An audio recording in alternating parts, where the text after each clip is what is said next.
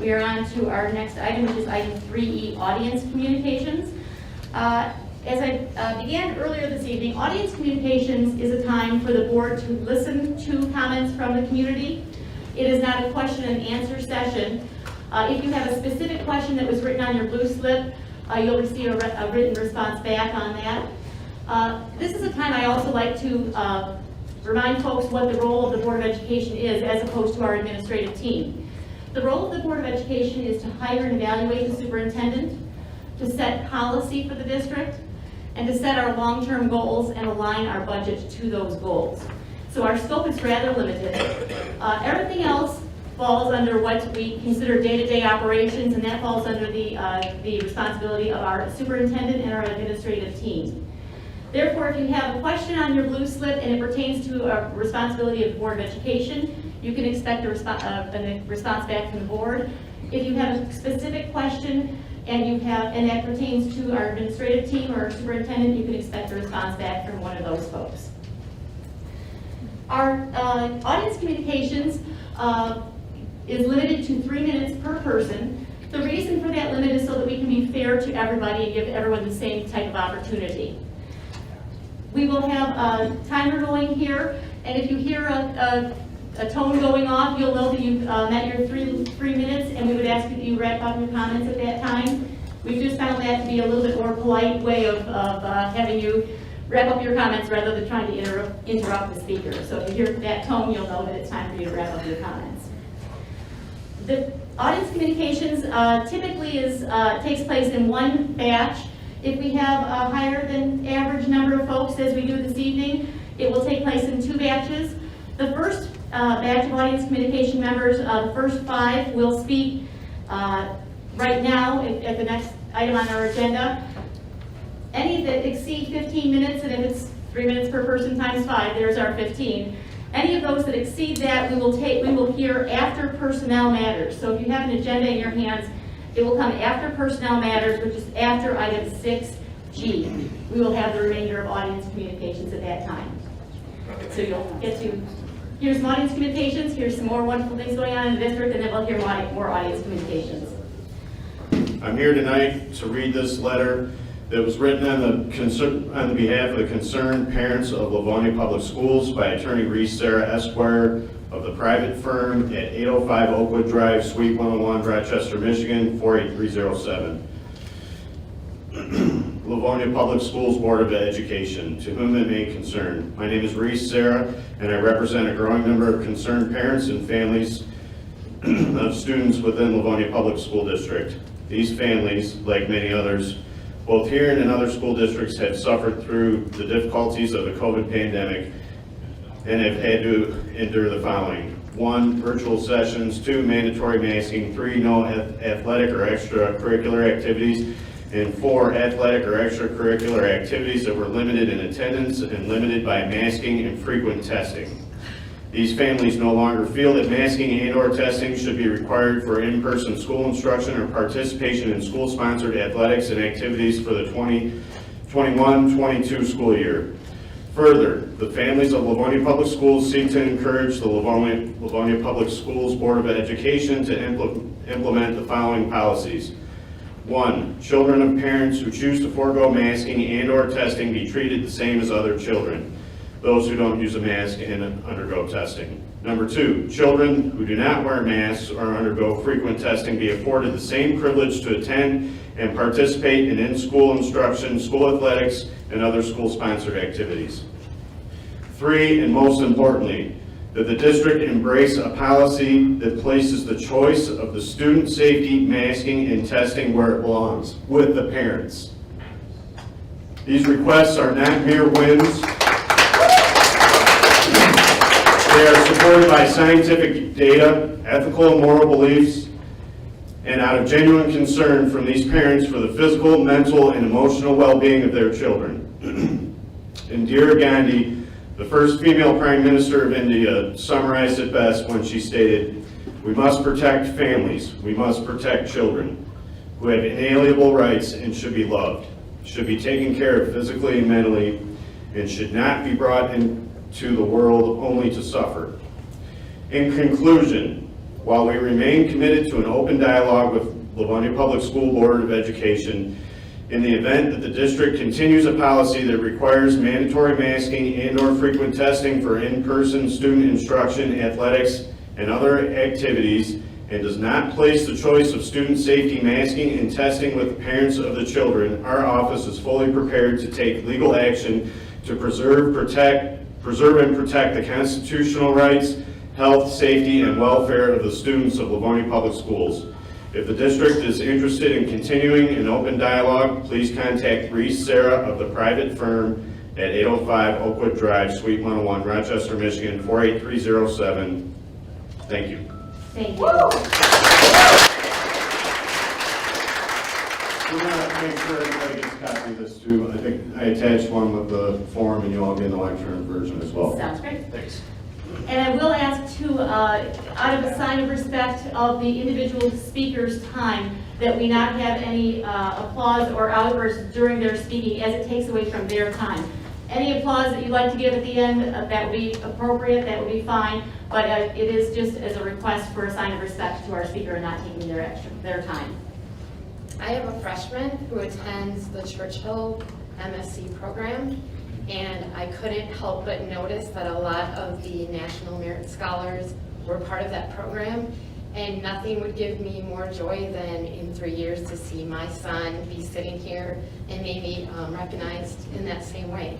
However, I'm here because I'd like a deterrent to be removed from my son's life so that he can be here in 3 years being recognized in that way. I am here to request that moving forward, the board consider dropping the requirement of mask wearing for the 2021-2022 school year. I don't have an earth-shattering or compelling story to move you to agree to my request. My son, like many, not only survived this school year through all disappointments, cancellations, unknowns, and social limitations, but thanks to his commendable teachers and coaches and his commendable compliant attitude, like so many of our kids, he thrived. However, I do want to share a real life metaphor with you. The morals of equality and freedom that define the very essence of this country did not arrive in year one. In fact, it would be through many displays of fighting for freedom and equality that various groups of American citizens would achieve the freedoms they were promised.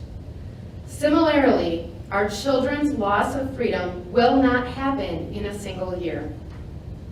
If freedoms are lost, it will happen in a subtle time frame, but methodically, over time, with increasing limitations placed on them. Our children's discouragement and disenchantment with the limitations being placed on them will also not happen in a single year. The majority of kids have been compliant with the limitations and the losses imposed upon them. Please, do not misunderstand their compliance to be agreement or complacency. I believe this community in Livonia is made up of law-abiding citizens. When my friends come to visit Livonia, they are impressed with the low documented and low apparent occurrence of crime. Our parents and schools are to be commended for this obedience. However, there is a time limit on how far compliance will last when freedoms are at stake. And I just want to finish by saying, please consider dropping the mask mandate for the 2021-2022 school year. Our kids have the right to choose what is placed in and on their bodies. They have the right to embrace the freedoms that were won for them by so many before them. Thank you.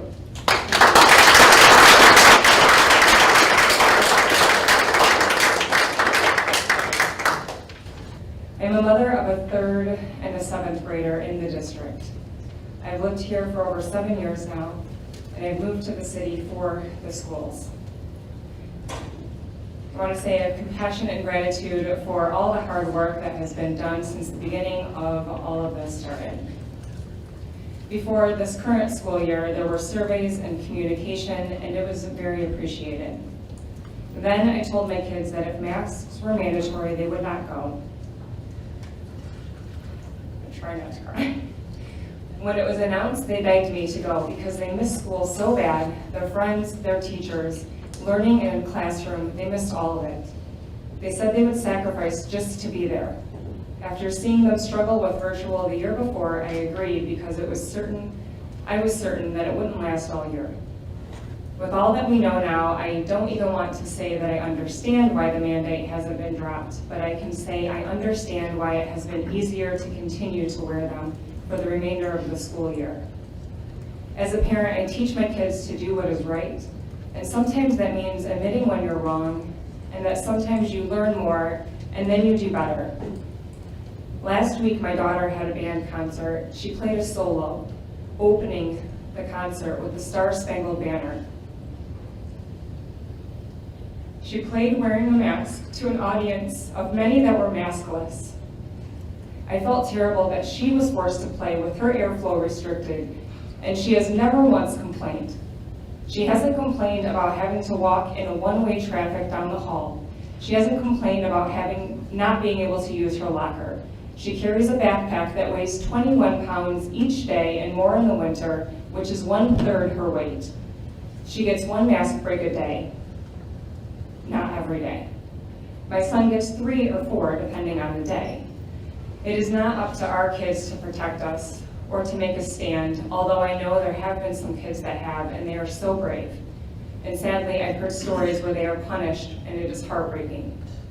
So many people have been respectful and compliant, but enough is enough. Masks must be nothing more than optional for the next school year and the years following. Mandates about our children's bodies have no place in school. Where there is harm, there should always be a choice. I have a picture, thankfully, in the elementary school, gratitude for them providing a quick release lanyard while they went outside. But unfortunately, even a quick release lanyard is not always a safe option. My son got stuck on the swing and completely burned his neck.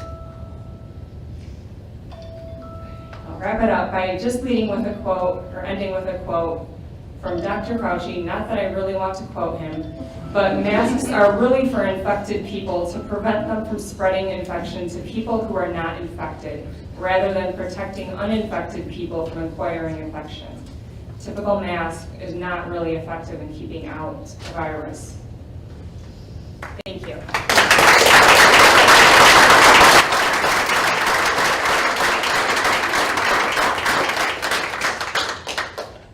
Good K. I grew up in Livonia and attended LPS. After my husband and I got married, we moved back to Livonia so our children could grow up in this great school district.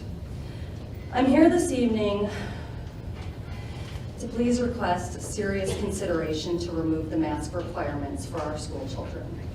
The CDC, NIH, and numerous other health and medical organizations continue to debate the effectiveness of masks.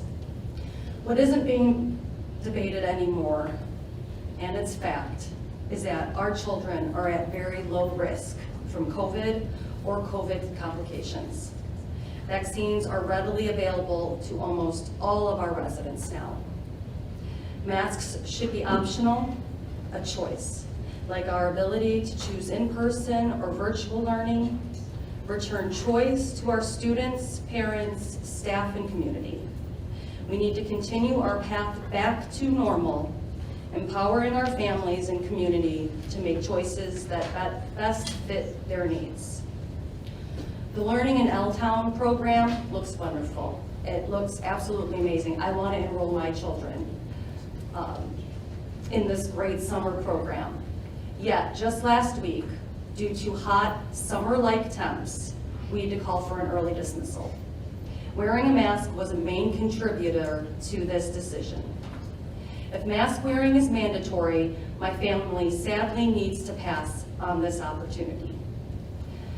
The Ida Public School District laid out a very well-written, thorough resolution of their intent of moving forward into the next school year. I sent it via email to the board. I hope you get a chance to read it. The document focuses on their local community, ensuring all families are given choices. Thank you again for the chance to speak in front of the board.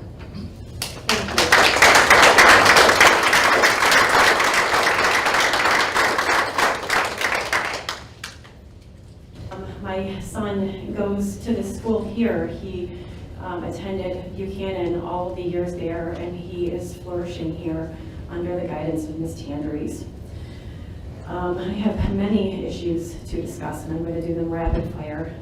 I would like to start with the conversation that we as parents have all had conversations with our children over the years about stranger danger. I know that you know what I mean when I say stranger danger. It saddens me as a parent to have to add on and layer that conversation with what I was made aware of with the World Health Organization. You can go to their website. There is something known as implied consent. As this year progresses and the threshold of vaccinating our children lowers and lowers, I have been made aware through the WHO's website that there is such a thing called implied consent, where a school, and this may or may not happen, but I want to get ahead of it, where a school can have a pop-up vaccination site on a school day, and unbeknownst to me, my child could come home with a Band-Aid on his arm. This is real. I'm not saying this to scare anyone, but the fact of the matter is I have lost trust in the last year and a half of physicians, and I am a registered nurse in a large conglomerate hospital. My hospital does not share my opinions, and I'm okay with that. I'm okay being unpopular. I've had to have discussions with my son about how to refuse a vaccine and how to call and insist that he be sent home, because once it's in, it's done. I need to make that known to everyone here. I would like to move on to masks, and I will keep this conversation very brief and only tell you that if you bother to look at the data prior to March 2020, you will see a very different efficacy of the usage of masks. I'm here to tell you that masks provide a false sense of security. You can smell through them, so you can sure catch COVID through them. And I will end on one last thing. This is my very first showing up to a school board meeting, and I am very, very nervous, but I do intend to come to more. And it has been eye-opening and like I said, over this last year, and it has made me realize that more and more I need to keep my nose in my child's studies. Ask him very frequently, what are you learning? Especially in the area of social studies and social justice, if you will. I have my eye on the school. I have the utmost respect for you and that you will take care of my children. But up until when I see the verbiage, critical race theory, you will see a lot more of me. Thank you.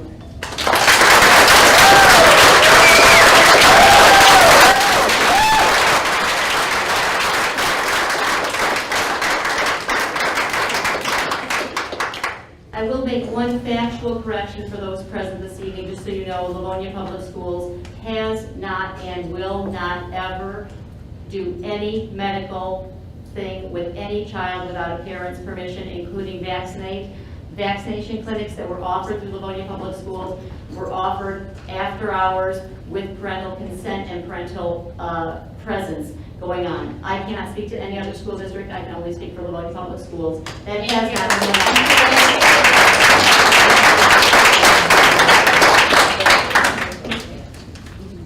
Our audience communication first part has concluded. I do have a response to prior audience communications, which is on the same topic because we had speakers speaking to the same topic last week. So this may answer some questions of some of you who are here on the topics of either masks or vaccines.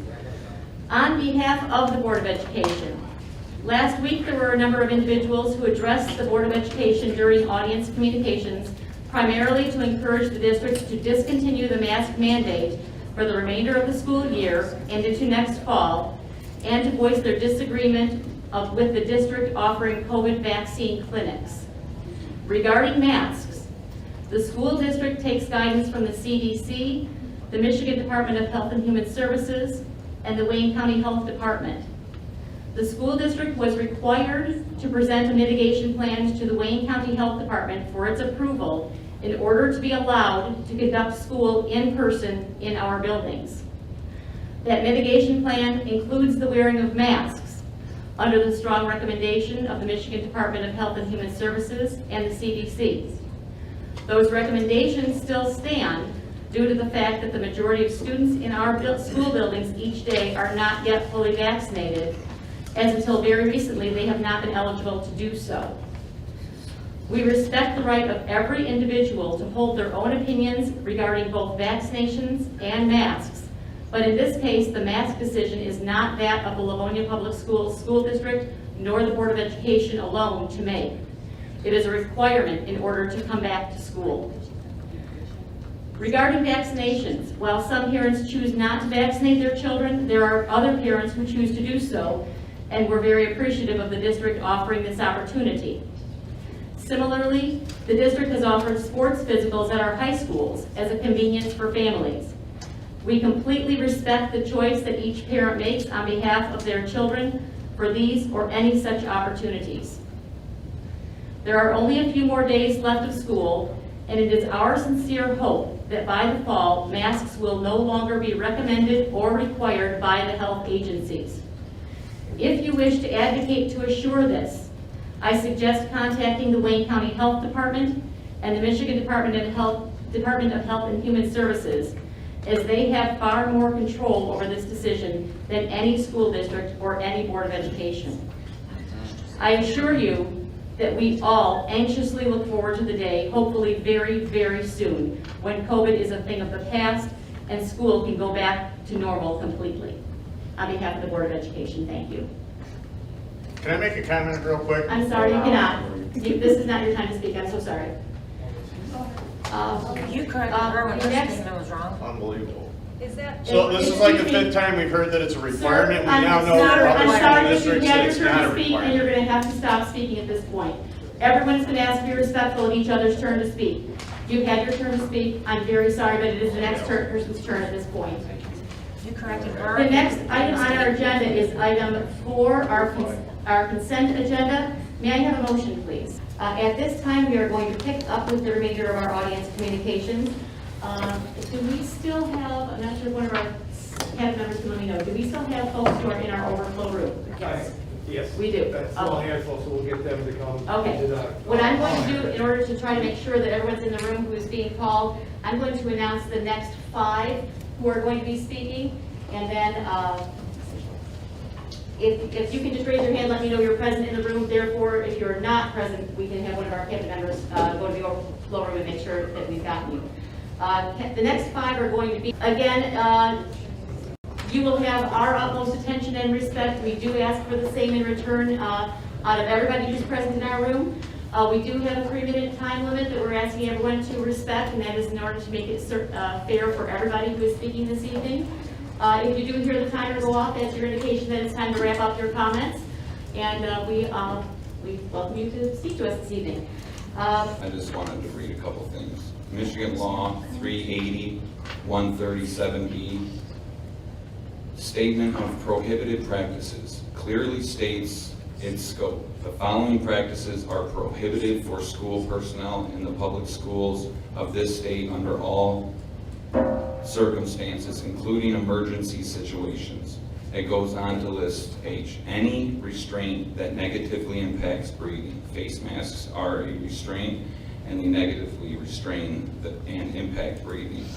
It also lists B, the deprivation of basic needs. Face masks deprive students, particularly special needs students, of the basic needs to communicate with verbal clarity and facial expressions. They also deprive them of oxygen. While MCL 380.11A 3B does confer authority to every school district to provide for the safety and welfare of its pupils, while at school or school-sponsored activities, or while en route to or from school or a school-sponsored activity. It does not provide for it to break Michigan law or the constitutional freedom, rights, or sacred values of its students. My daughter has asthma, she has problems breathing, she doesn't get enough breaks, but like some of the other parents, she wants to go to school. Everybody deserves to go to school, you know, and she wants to be part of that. Earlier, I remember you saying that it was a recommendation of the state, not a requirement. And I've heard of several schools that have already taken away the mask policy, so I think it is up to the school district. And that's all I have to say. Thank you.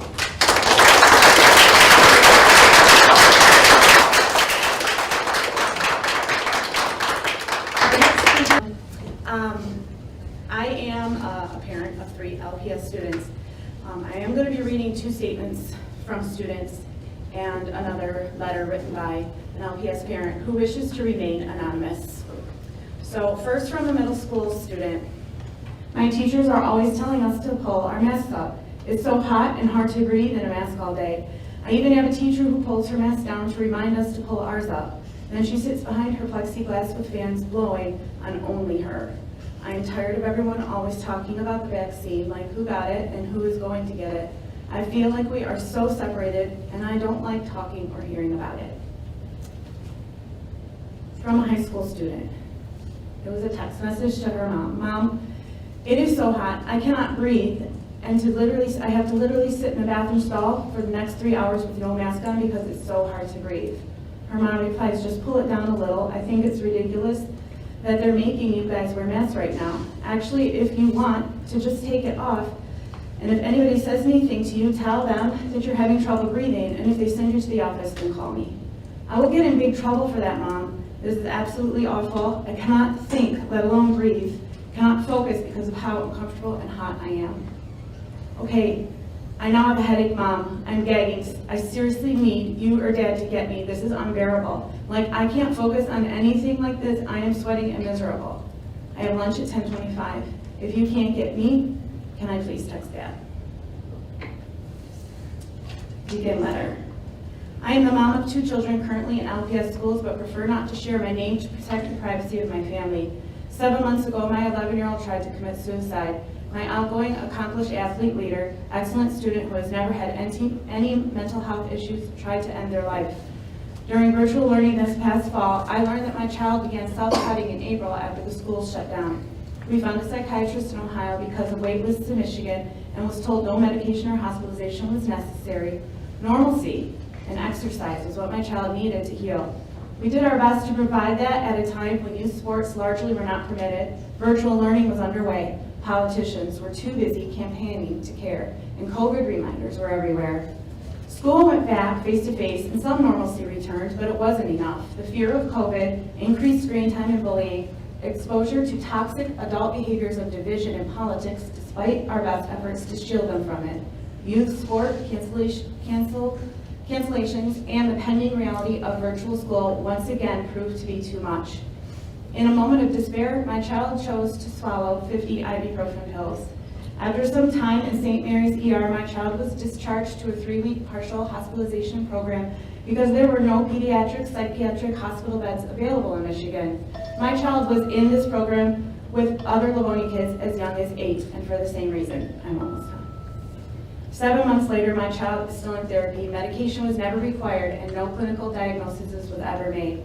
Although my child already had a minor case of COVID after catching it during therapy while wearing a mask, the fear of COVID still lingers. The therapist still tells us normalcy and exercise is needed to fully heal. The journey to recover requires 1, real human interactions, not social distancing and quarantines. 2, smiling faces, not people hiding behind masks. 3, less school mandated screen time, not more Google Classroom. 4, exercise and sports, not restricted physical activities. 5, constant reminders of being kind and brave, not constant reminders of COVID. And lastly, 6, hope, humanity, and courage, not division, politics, and fear. I share all this because I can't provide that in the schools, but the people in this room can. This isn't a Republican versus Democrat issue. This is a humanity issue. This is a true leadership issue. If you're waiting for direction from the county or state, be the brave leaders our kids deserve, and that I know you can be, and demand the normalcy our kids need. So who in this room will be brave enough to leverage their connections in Lansing and with Wayne County to bring normalcy back to our kids? It's not just my family's future in your hands. Sarah, you're going to need to keep. It is all of ours. And letter. Thank you.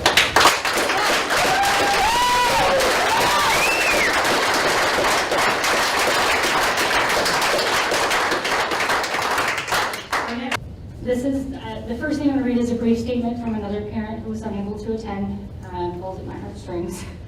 Thank you for inviting me. Unfortunately, I'm the full-time caregiver for my 16-year-old autistic daughter, and I can't make it. She has not been able to go to school at all because she has sensory issues and can't wear a mask. She attends Berger Baylor in Garden City, and she is bused by Livonia Public Schools. Many autistic kids cannot wear a mask or any face shield. They want to put her behind plexiglass on her desk, but that gives her high anxiety. I fully support working to remove the mask mandates and passing on the word to other moms I know, and she thanks us for standing up. The Livonia Public Schools, I've spoken before this board many times on other issues, and today I'm a little sad because usually my oldest is in tow and likes to speak on issues that are on her heart.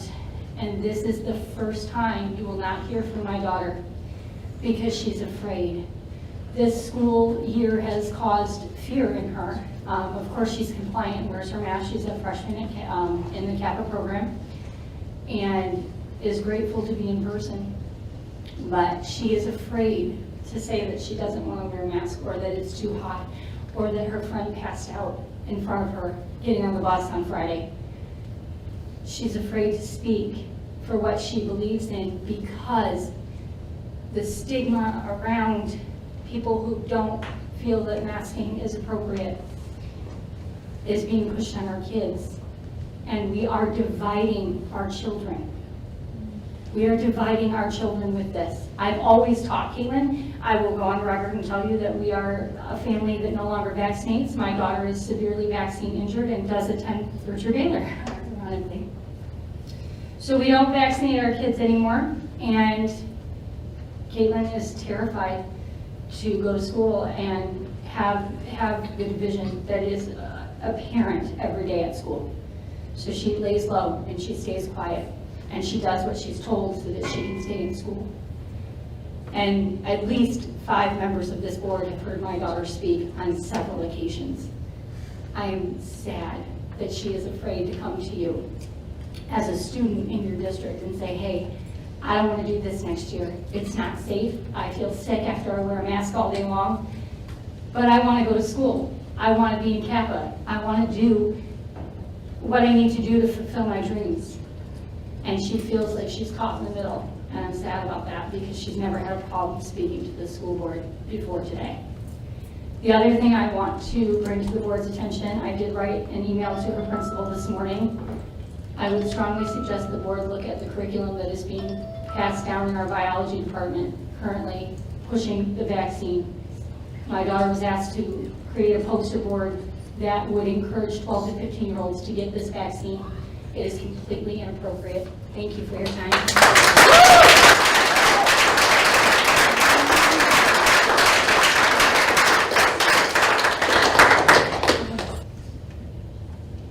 You know what this is?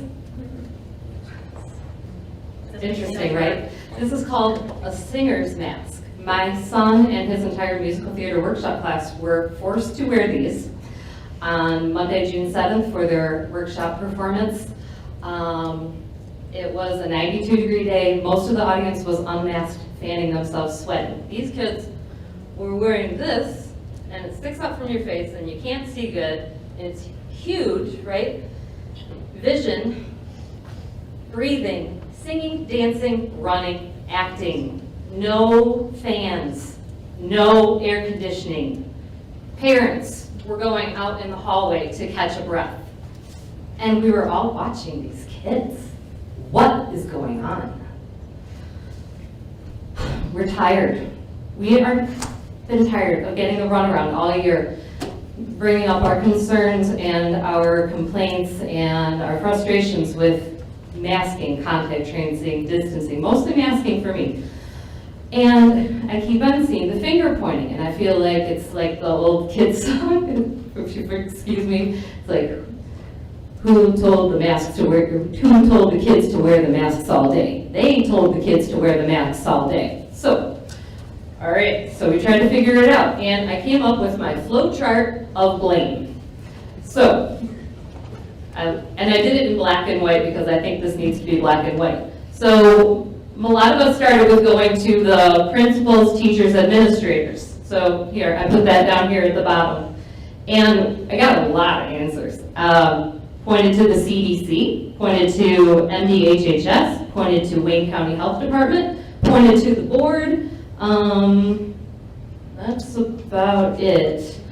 And then when you go to the CDC, well, CDC, that's out because they are, if you dig into their website, they don't actually have science that tells us masks are good, healthy, effective against a virus. They have the opposite, so they're out. X them.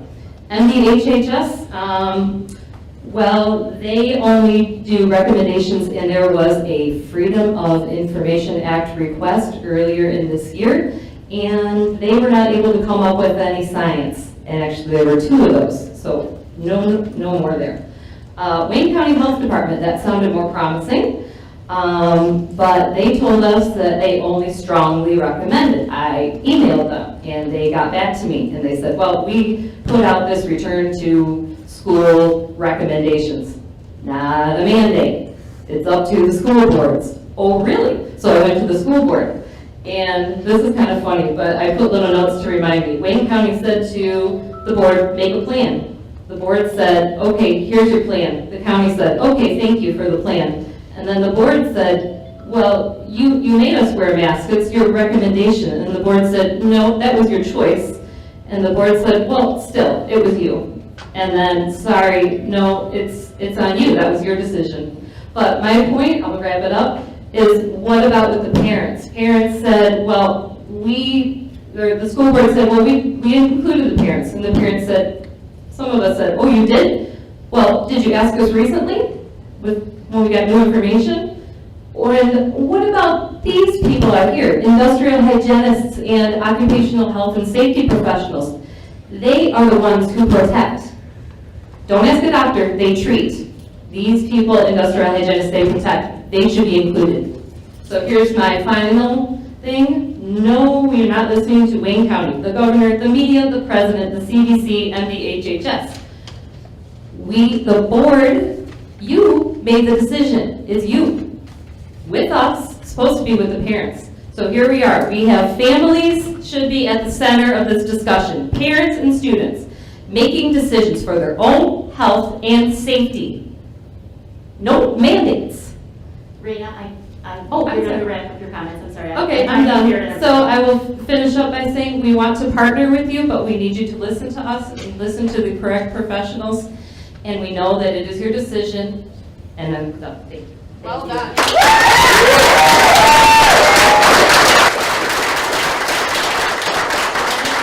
Jay Shore, Ada Rights Advocates.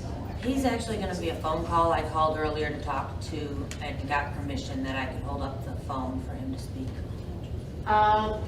You need to be present. We need to have I more understand he present. needs to be present. He's my ADA advocate, and I called the board to ask that.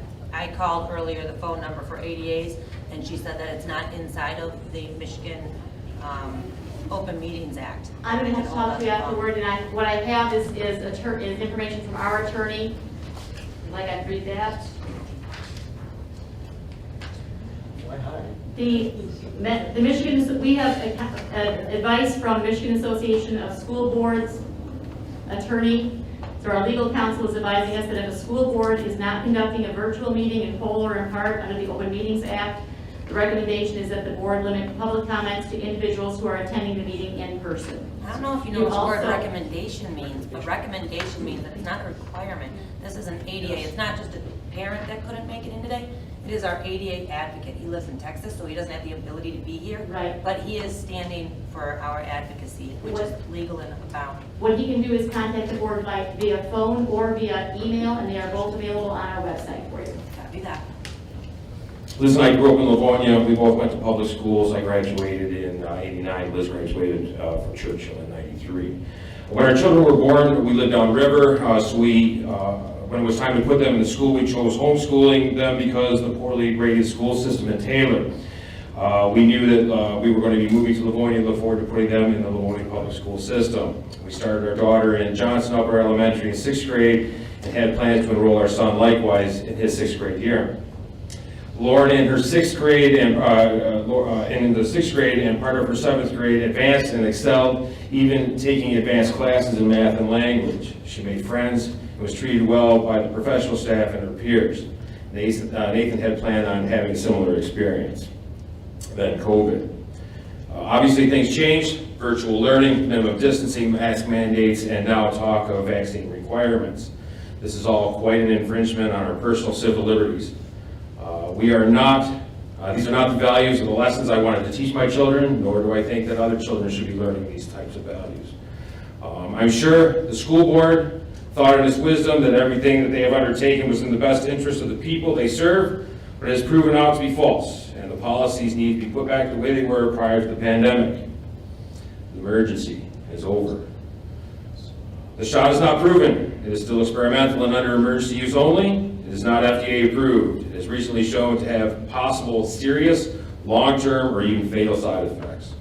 In the true interest of the people of Livonia School, in the true interest of the people that the Livonia School Board serves, I would ask that they reconsider their current policies and return to normal operation. Removal of the mask and stand-up pop-up clinics do no harm. I will say that I have been to a school board meeting last week, and I am convinced that all of you, along with the people of the district, the other professionals of the district, the principals and the teachers, all have the students' best interest at heart. But you need to think these things through, and there are bigger repercussions from the decisions that are made. I don't know of any public comment that was taken during the beginning of the pandemic with all of the mandates and the different rules and regulations that were put in place. They are onerous. They need to be dropped. Thank you. Thank you.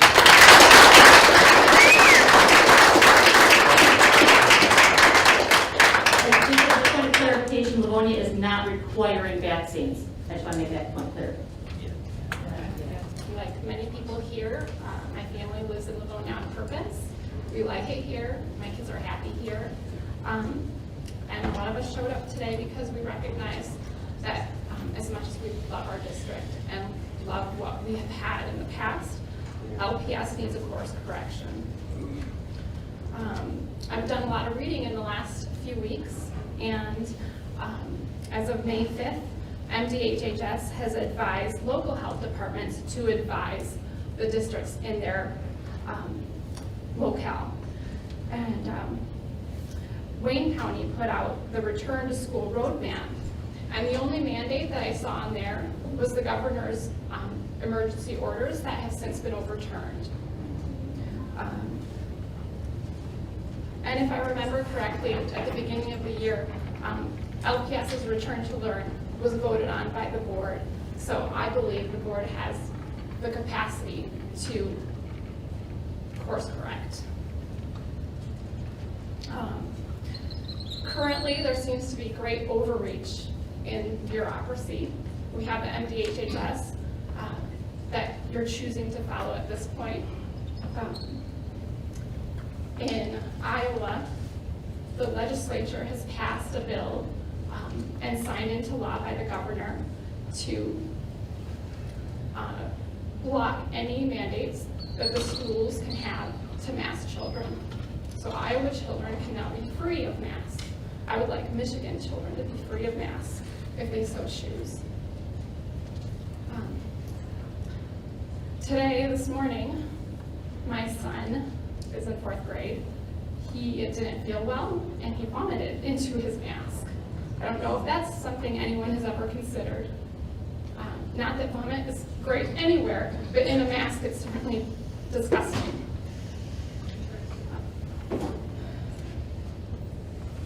At this point, anyone choosing to follow a health agency that advises parents to put a face covering over their 2-year-olds, this agency has lost credibility in my eyes. So I urge you to course correct. Thanks for your time.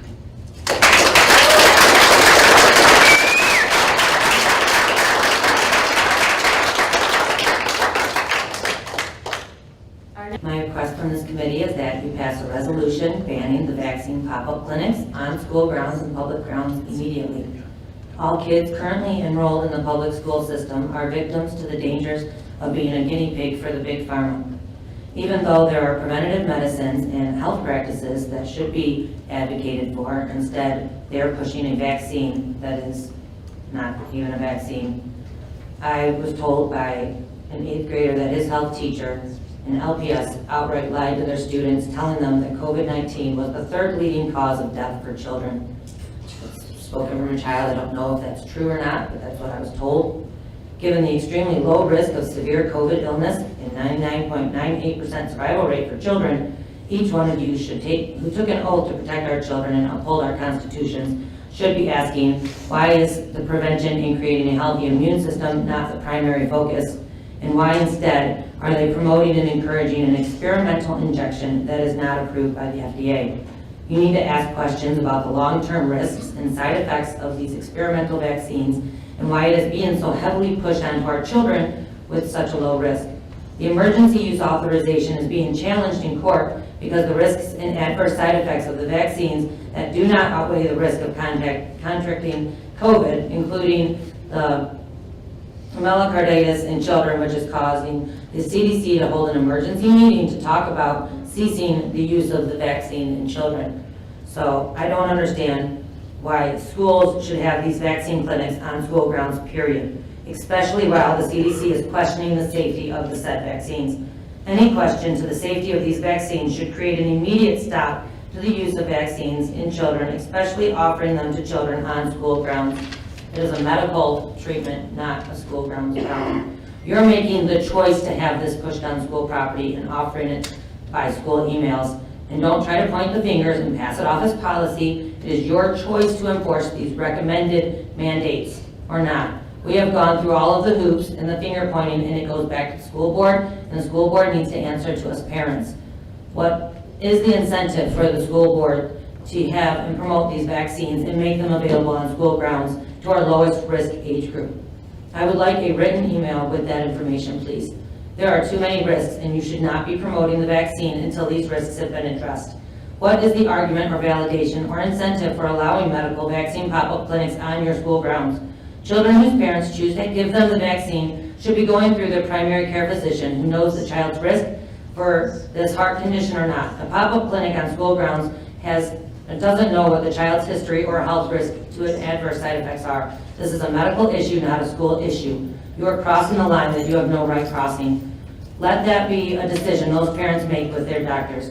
The medical decisions that we're supposed to. We don't know the long-term side effects, but we know the short-term adverse side effects, and it's causing myocarditis and inflammation of the heart in our children and even death. Listen to the facts that are being presented to you and stop this now. Again, I would like to ask that you immediately ban the vaccine jab clinics on school grounds because it is a medical issue and not a school issue. Thank you very much.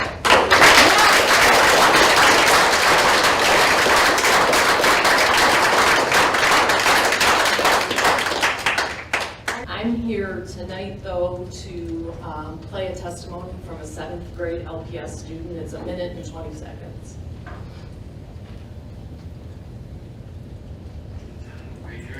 Seventh grade in the Livonia Public Schools. What happened at school last Monday, your first hour? I'm sorry, but the people who are speaking are supposed to be present that And I meeting. felt dehydrated even though I had been drinking. Okay, well, I don't understand the difference between reading, someone's testimony and playing it. So basically, what happened was, this child had a mask on and felt sick and couldn't breathe. And, you've heard this story many times because this is a human issue. I mean, you guys got to be dying right now, right? I bet you can't wait to get out of this room and take your mask off your face. I mean, let's be honest, right? So, and the doctor who treated the child said that he felt that the issue that the child had was from the mask. So there's medical information from professionals that say this is not good for people, and we know this. I mean, we're human beings.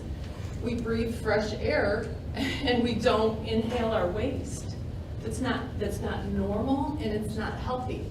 And I didn't know, I'm learning a lot at this meeting, so I'm really glad I came. But it sounds like you guys have the power. Do the right thing. You know, do the right thing. We've learned from our history.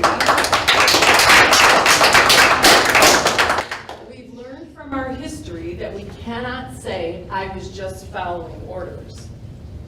Come on, let's go. You know, really do the right thing. So I am going to make sure that you get this testimony however I can, because I came to do this, and that's not fair to the 7th grader whose testimony this is. So you will receive it. And again, thank you so much for the opportunity. And you guys have a tough job, but man, do the right thing. We're counting on you, and our kids are counting on you.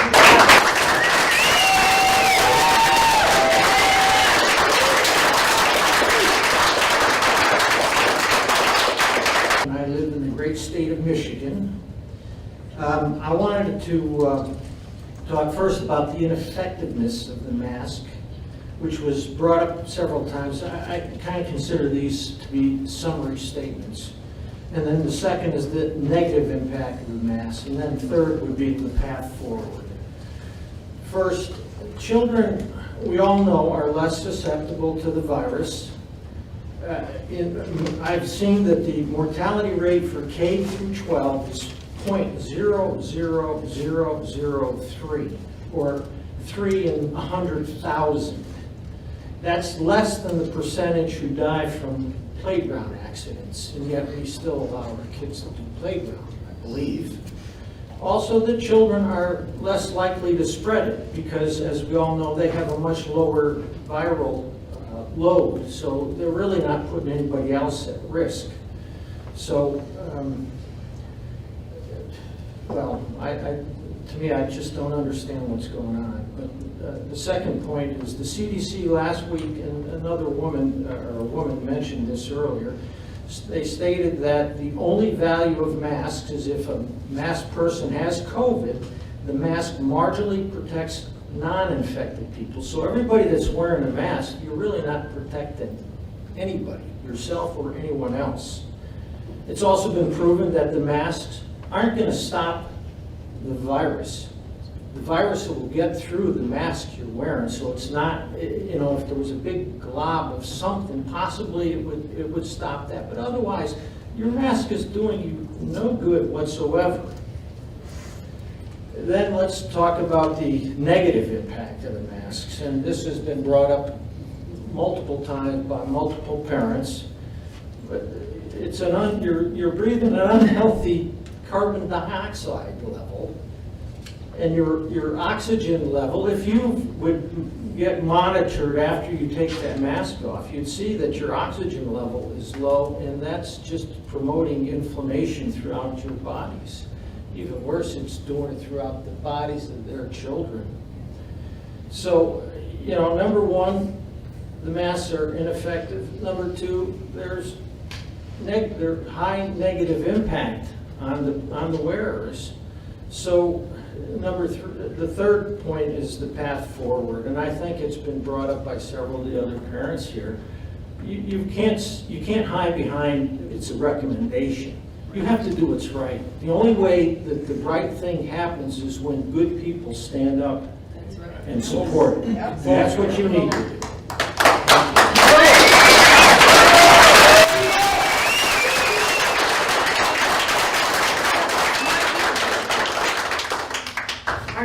I've been kind of going back and forth with emails. I did get a response this past Friday because Colleen has responded on behalf of the Board of Education.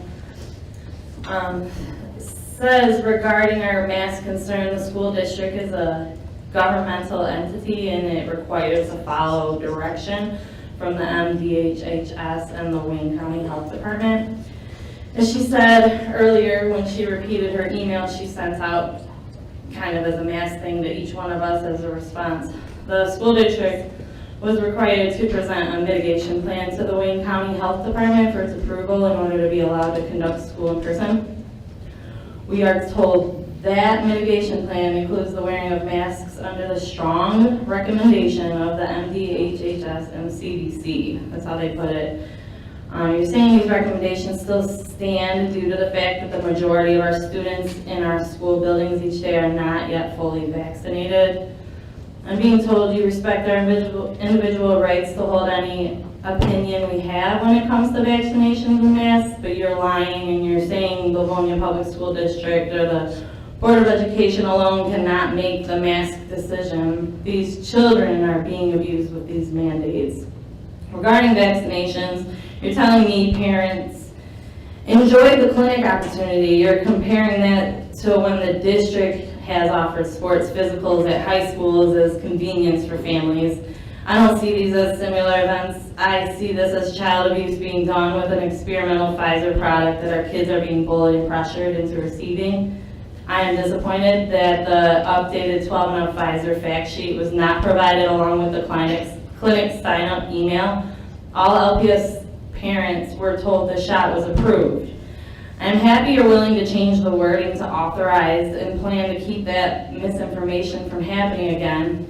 I expect the truth to be sent out on any further written communications that go out regarding vaccinations. I need to know for a fact I can send my child into the fall school year without a mask. You are saying you hope the masks are no longer recommended or required by the health agencies by then.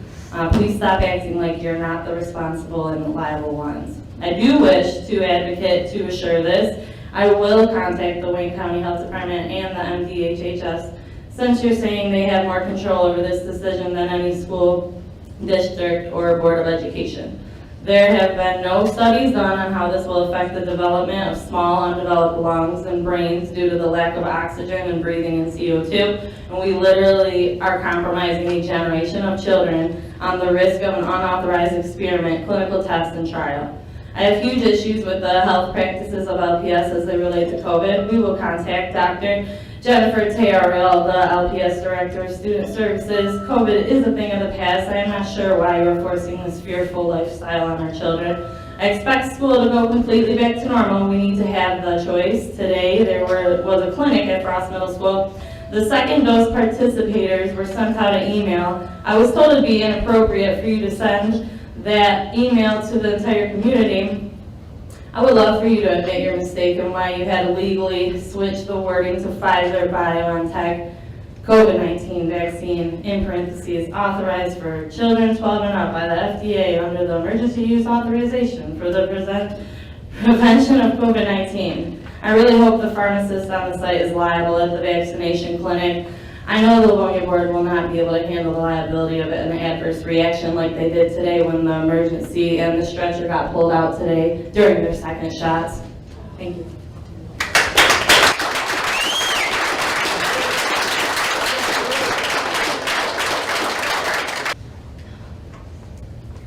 BC will be holding an emergency meeting of its advisors next week. So, as you heard from multiple other parents today, by you guys it is recommended, not required. So it is in your hands and you're choosing to make it for the children for them to have to wear their masks at school. But I also have this video to play talking about this disease that's going, or not disease, but something of the COVID vaccine. BC will be holding an emergency meeting of its advisors I'm next sorry, week. Bryce, the people who are speaking are supposed to be doing the speaking here. I can't be bringing in outside people who are not present. I mean, I can't exactly bring a news crew into here. Tell us what So, he said. can I play the Can you tell us what you said? So the COVID-19 vaccine, more commonly in the second shot, is bringing around a medical disorder that is causing inflammation in the heart amongst young children around my age, more commonly males, and is making the heart, or it is causing inflammation in the heart, which is, well, not good.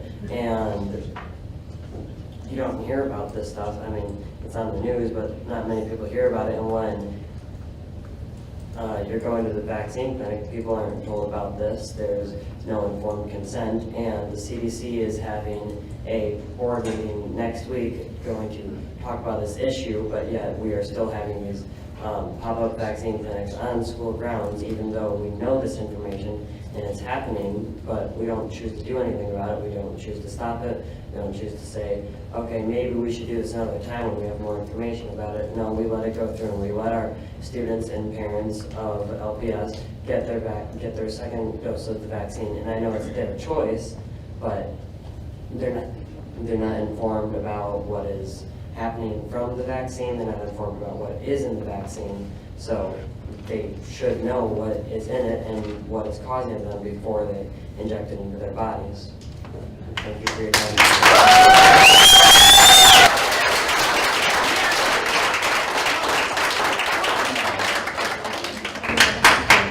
Our next speaker. I live in Michigan. My daughter, first of all, she goes to Ivy League Classical Academy. I love my school. She's been face-to-face, full-time, 5 days a week. Art, recess, music, gym, learning, bonding, Valentine's Day party, Christmas parties. It's been amazing. They have gladly accepted our waiver for masks in school. The health department allows you, as a parent and or child, to state just simply, you cannot tolerate wearing a mask in the orders. I sent that in. My child has been without a mask, I think it was right at the election, so November. It's been amazing. Many of her co-students, I don't know, classmates, walk around free breathing all day long. My child has not missed one single day due to COVID this year. I say that with so much gratitude. I'm almost overwhelmed with tears to say it. And also in sadness, listening to all these other students who aren't afforded the same benefit. Why? Why can my child go and your children cannot? Look at all these children just begging just to come and learn. Okay, so I'm going to take some excerpts here. This is from Dr. Jeremy Schacht. He's a chiropractor locally. He presented this information to my school board and I think a couple others. But there are a couple of facts here. Sorry, I'm shaking. The negative effects on mask on people are especially in children are many. I will focus on 3 aspects here. First of all, I did not know this, but mask wearing leads to mouth breathing. Because of the restricted airflow, excess heat and sweat produced, many people begin to breathe through their mouths to alleviate the situation. This is a subconscious action. One of the problems with mouth breathing is that the air does not pass through the nasal cavity, which bypasses multiple layers of defenses against pathogens. In particular, the nitric oxide is a major player in the antiviral response to stop infection, to maintain healthy immune system response once infected, and to repair from damage caused by the virus. Nitric oxide is produced by nose breathing. And I will forward this information to you so you have this, the studies that he's referencing here.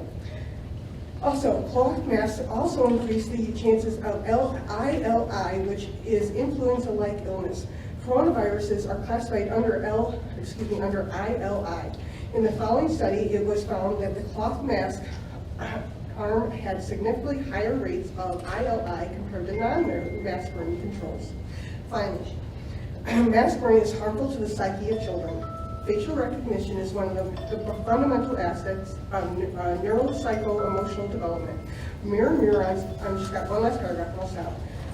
Mirror neurons are responsible for us mimicking what is going on in others. If someone hurts, we see that and feel the hurt in the same way that you yawn, you see another yawn. This is a basic foundation for empathy. When you cannot see another's face, you are unable to understand what is going on with them. This is dangerous territory for children not to be able to see their teachers, let alone their peers' faces.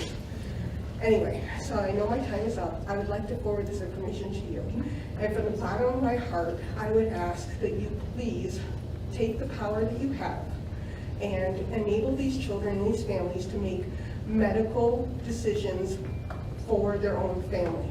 There's nothing preventing somebody saying that they would like to wear a mask, let them wear a mask. But please let those who don't be healthy. Thank you for listening to me.